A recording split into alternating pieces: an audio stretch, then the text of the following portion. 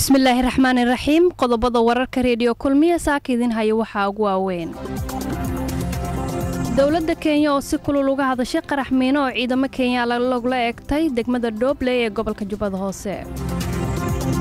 Guddiga ay dawladda u magacawday taakuleynta fatahaadaha webiyada dalka oo sheegay in fatahaadii uu sameeyay webiga Jubba uu baabiyay dalagyada beeraha.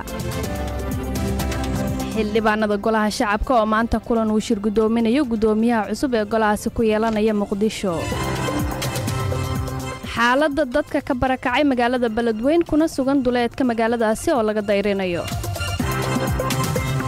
caruur badan oo la ildaran cudurro ka dilaacay degmooyin ka tirsan gobolka Jubbada Hoose.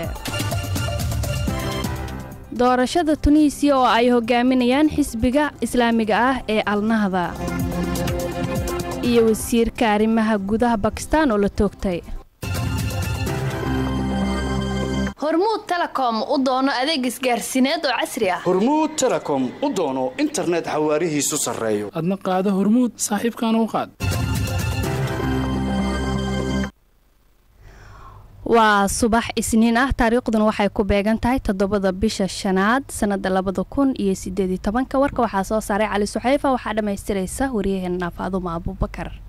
mahadsanid Xawlul Ubayd. dawladda Kenya ayaa si kulul uga hadashay qarax miino oo ciidamo Kenyana lagula eegtay degmada Dooble ee gobolka Jubbada Hoose. Maxamed Cabdisalaan Cumar ayaa warkan inoo sii faahfaahinaya.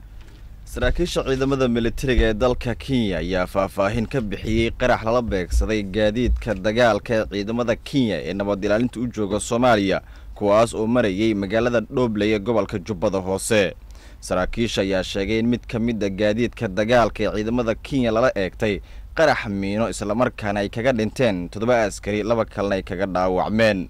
waxaa sidoo kale ay tilmaameen saraakiisha ciidamada militariga ee dalka Kenya in marka ciidamada Kenya qarax lala beegsanayay ay ku jireen roondo ay ku xaqiijinayeen ammaanka deegaanada ka tirsan gobolka Jubbada Hoose oo muddooyinkii ugu dambeeyay ay ka wadeen baaritaano ay kaga hortagayaan dagaalamayaasha Al-Shabaab oo ay sheegeen in halkaas ay ka soo tuuraan madaafiic iyo waxyaabo kale. ciidamada Kenya ayaa howlgal ka bilaabay halka qaraxa lagula eegtay kadib markii qaraxaas miino lagula eegtay kolonyo gaadiidka dagaalka oo ay wateen iyo waliba deegaano kale oo ka agdhow halka uu qaraxa lagula eegtay. kooxda Al-Shabaab ayaa mas'uuliyadda qaraxaas miino ee lala eegtay kolonyada gaadiidka dagaalka ciidamada Kenya mas'uuliyadiisa sheegtay waxaana ay tilmaameen in qaraxaas ay ku dileen 15 askari oo Kenyan ah. ciidamada Kenya ayaa dhowr jeer oo hore waxaa qarax miino lagula eegtay deegaano iyo degmooyin ka tirsan gobolada Jubbooyinka ee Gedo oo inta badan ay ka sameeyaan howlgallo iyo baaritaano isla markaana ay kaga hortagayaan weeraro ay sheegeen in ay ka soo abaabulaan dagaalamayaasha Al-Shabaab. guddiga ay dawladda u magacawday taakuleynta fatahaadaha webiyada dalka ayaa sheegay in fatahaadda uu sameeyay webiga Jubba uu baabi'iyay dalagyada beeraha sida warkan ku faahfaahinaysa Amina Cadowguure. fatahaadani uu saameeyay webiga Jubba ee maraya degmooyin ka tirsan gobolka Gedo ayaa saameyn ballaaran ku yeeshay dadka beeraleyda ah ee ku dhaqan gobolkaasi.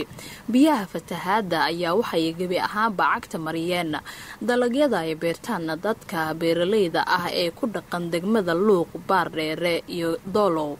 ee dhamaantooda ka wada tirsan gobolka Gedo. sidaasi waxaa KNN u sheegay Sheekh Bashiir Axmed Salaad oo ka mid ah guddiga ay dawladda federaalka Soomaaliya u magacawday guddiga taakuleynta fatahaadaha webiyada mara dalka. sidoo kale Sheekh Bashiir waxa uu sheegay in xilligaani uu khasaaro badan uu soo gaaray dadka beeraleyda ah ee ku nool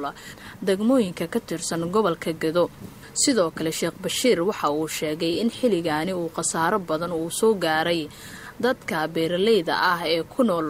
degmooyinka ka tirsan gobolka Gedo kadibna fatahaadii uu saameeyay webiga Jubba isagoona xusay in dad badan ay ka barakaceen fatahaadahaasi uu saameeyay webiga. saameynta weyn waxay u badnayd dhanka beeraha iyo dalagga beeraha dhulkaas dhul beereed weeye marka webiga Jubba ayaa maaragtay aad u ballaaran oo beeraha ayuu maaragtay galaaftay dad badan ayuu waxay soo saarteen dalagii la soo saartay iyo hantidii la geliyey oo maaragtay qaabka bisha ramadaan la isku diyaarinayay wixii oo dhan ayuu xagta mariyey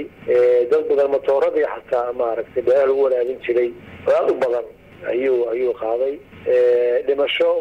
maaragtay way jirtaa oo meelaha qaarkood dadka maaragtay dad uu qaaday laakiin aan badnayn ayna way jiraan runtii horta arrimahaas sidii dadkii maaragtay hanti badan baa ku luntay oo xagga beeraha iyo dalagooda ah sidii mawduuca loo soo celin lahaa runtii shaqo weyn wey taasaa ugu daran waxaa kaloo ayadoo runtii wehelisa maaragtay dadoo ka barakacay guryahoodii oo dad kala dul saaran oo meelihii baneeyey iyo guryihii weli biyihii ay dhex fadhiyaan sidii looga saari lahaa iyo sidii loo furtaadan u baahan baa noo muuqatay marka hawsha mas-uuliyadda runtii ma yara alaa noo fududeeya shalay ayay ahayd markii wafdi uu hogaaminayey ra-iisul wasaare ku-xigeenka dalka ay booqasho ku tageen degmooyin ka tirsan gobolka Gado uu ku fatahay webiga Jubba iyagoona u kuurgalayay xaaladda dhabta ah ee halkaasi ka jirta gobolka Gado ayaa waxa uu ka mid yahay meelaha inta badan ay shacabka ku nool ay ka barakaceen fatahaada uu saameeyay webiga Jubba awgiisa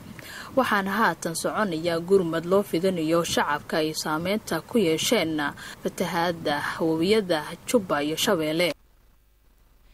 mahadsanid Aamina. xildhibaanada golaha shacabka ayaa maanta kulan uu shir gudoominayo gudoomiyaha cusub ee golahaasi ku yeelanaya magaalada Muqdisho. xubnaha golaha shacabka ee baarlamaanka Soomaaliya ayaa maanta waxa ay ka hadli doonaan habmaamuuska xeerka lagu aasaasay midowga Afrika ee quseeya midowga baarlamaanada Afrika kaasi oo shalay ay meel mariyeen golaha wasiirada ee xukuumadda federaalka Soomaaliya. xildhibaanada golaha shacabka ayaa kulankooda 10 barqanimo waxa uu ka bilaaban doonaa xarunta ay ku shiraan waxaana laga yaabaa in maanta kulankaasi uu shir gudoomiyo gudoomiyaha cusub ee goluhu ay dhawaan doorteen Maxamed Mursal Sheekh Cabdiraxmaan. xaaladda dadka ka barakacay magaalada Beledweyne ee xarunta gobolka Hiiraan ee ku sugan duleedka magaaladaasi ayaa laga dayrinaya. Cali Ibraahim Cabdullaahi ayaa warkan inoo faahfaahinaya. roobabka ka daayay bartamaha Soomaaliya iyo fatahaada uu sameeyay webiga Shabeelle ayaa qoysas badan waxa ay dantu biday in toddobaadii la soo dhaafay ka barakacaan 4 xaafadood ee ka kooban tahay magaalada Beledweyne ee gobolka Hiiraan. dadkan ayaa badankooda waxay u barakaceen deegaanka Ceel Jaalle oo ku yaala duleedka bari ee magaaladaasi. waxaa jira dadaalo ay wadaan maamulka Hirshabeelle iyo dowladda federaalka Soomaaliya si loo samata bixin lahaa dadka ay musiibada ku habsatay halka ciidamada AMISOM ee ka socda wadamada Djibouti, Ethiopia ay gaadiid ciidanka ku rarayaan dadka ku go'doomay gudaha magaaladaasi. warar soo baxay ayaa sheegaya in xaaladda dhabta ay xilligan ka jirta duleedka magaalada Beledweyne ee gobolka Hiiraan ay tahay dadku in ay xilligan xaalad adag ay haysato. dadka qaarkood oo la hadlay Keenan ayaa waxa ay sheegeen inay u baahan yihiin gurmad degdeg ah laga soo gaaro maadaama xaaladdu ay tahay mid adag. dowladda federaalka Soomaaliya ayaa waxa ay sheegtay in halkeeda ka sii wadi doonto dadaalada ku aadan sidii loogu gurmin lahaa shacabka ku nool duleedka magaalada Beledweyne ee gobolka Hiiraan. mahadsanid Cali Suxayfa. caruur badan ayaa la ildaran cudurro ka dilaacay degmooyin ka tirsan gobolka Jubbada Hoose. Maxamed Qaasim Cali Waxar ayaa warkan inoo faahfaahinay. iyadoo haatan lagu guda jiro xilli roobaadka guga isla markaasina ay fududahay kala qaadida cudurrada faafa ayaa waxaa muddo bilooyin ah ka jiray deegaanada Jubbaland cudurrada shuban biyoodka iyo jadeecada kuwaas oo ay caruur badan xilligan la jiifaan isbitaalada magaalada Kismaayo gaar ahaan isbitaalka guud ee degmada. booqasho ku tagay qaybaha kala duwan ee isbitaalka magaalada Kismaayo ayaan ku arkayay caruur badan oo la ildaran cudurradaasi kuwaas oo aan ka wareystay qaar ka mid ah waalidiinta caruurta sida ay yihiin xanuunadooda.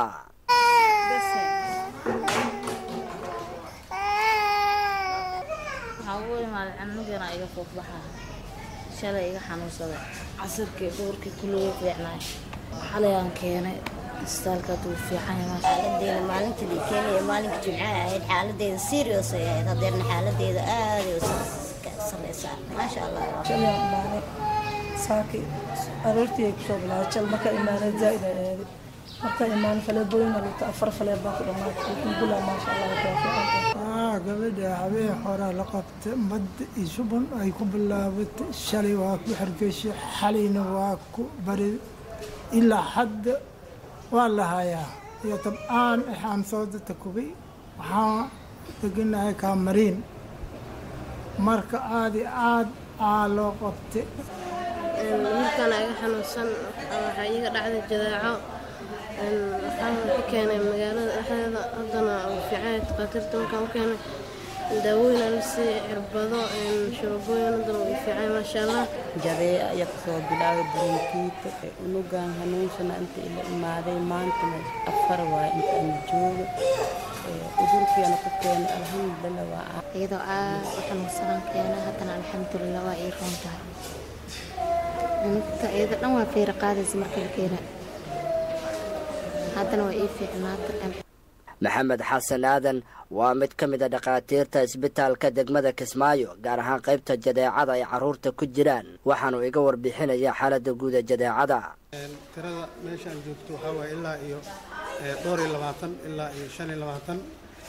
muxuu ahaa bukaanadan oo ka imaanaya magaalada Kismaayo iyo tuulooyinka ku xeeranba Jubbaland oo dhan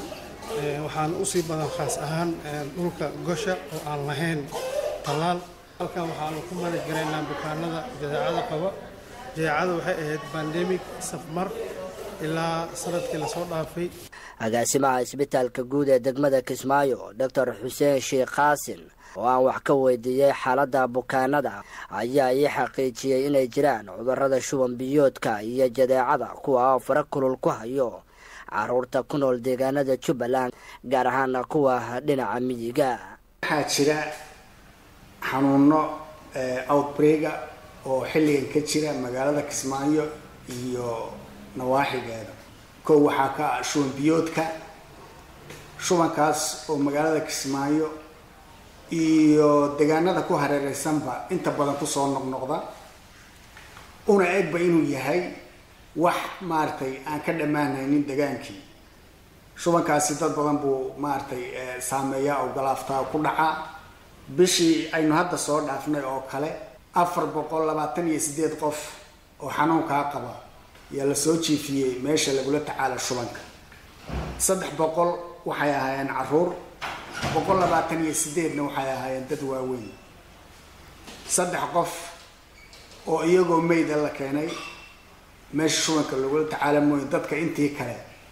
waa la badbaadiyay iyagoo caafimaad qaba isbitaalka baxay inta labaad ee kale ee aan rabo inaan ka hadlo waxa weeyaan cudurka jadeecada oo isaguna jira muddo fara badan buu xanuunkani soo jiray carruur fara badan buu xanuunkani ku dhacaa qaar badan buu dilaa bishii hadda inaga tagtay oo kale 142 canug oo xanuunka jadeecadu soo riday baa isbitaalka la keenay oo la jiifiyay xanuunkaas waxaa wax looga qaban karaa in ilmaha talaal la siiyo 142 qof 92 canug oo jadeecadu ku dhacday magaalada Kismaayo ka yimideen magaalada Kismaayo dhexdeeda waxaa ka furan dhowr iyo 10 xarumood oo carruurta lagu talaalo maxamed qaasim cali waxar idaacadda kulmiye halkaad warkaasi subaxnimo kala socotaana dhegeystayaal waa reediyo kulmiye goordhow akhbaaraadkii caalamka ayaa inoo soo socda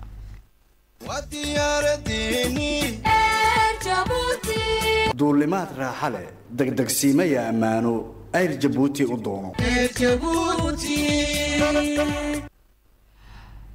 xisbiga islaamiga ee alnahda ayaa waxa uu tiro aan yareyn uu ku horkacayaa doorashada golayaasha deegaanada ee ka socota wadanka Tunisia doorashadan ayaa waxa ay tahay markii ugu horeysay oo ay dhacayso tan iyo sanadkii 2011 xilliga oo dibadbaxyadii guga carabta ay ka bilowdeen dalkaasi isla markaana ay meesha ka saareen madaxweynihii hore ee Tunisia Zayn al-Abidine bin Ali sida uu baahiyay telefishanka qaranka ayaa waxaa doorashadani tiradeedu u socotaa ilaa iyo xilligan horboodaya xisbiga islaamiga ee alnahda wasiirka arrimaha gudaha ee Pakistan Ahsan Iqbal ayaa waxaa joogtay ruux aan la garan xilli uu ka qayb galayay sida isu soo baxyo dadweyne wasiir iqbaal oo 59 jir ah ayaa la toogtay xilli uu ku jiray goob cariiri ah oo dadweyne badan ay ku soo xoomeen sida uu baahiyey TV ku yaala Punjab. waxaa wararku intaa ku darayaan in xabaddu ay ka haleeshay dhanka garabka welina lama oga xaalada rasmiga ah ee wasiirka xilligaani uu ku sugan yahay. Zamsajan Xuseen oo ah afayeenka kooxda gurmadka degdega ee gobolka Punjab ayaa sheegay in wasiirka uu ka soo kabsanayo xabadii ku dhacda laguna daaweynayo cisbitaalka guud ee gobolka dhawaanna loo gudbin doono caasimadda dalka Islaamabad. warkii subaxnimo dhegeystayaal aad kala socoteen radio kulmiye waa inaga intaa cidii uu seega warkani warar wixii caalam ku soo siyaada waxay si sahlan uga baari karaan barta internetka ciwaankeenu yahay radiokulmiye.com. dhegeystayaashana ku sugan beledweyn waxay nagala socon karaan radio wadani galgaduud waxaad naga dhegeysan kartaan radio cadaado gaalkacyo sidoo kale waxaad naga maqli kartaan radio hayaan mareykankana kale FM caalamka intiisa kalena barteena Facebook iyo live streamka.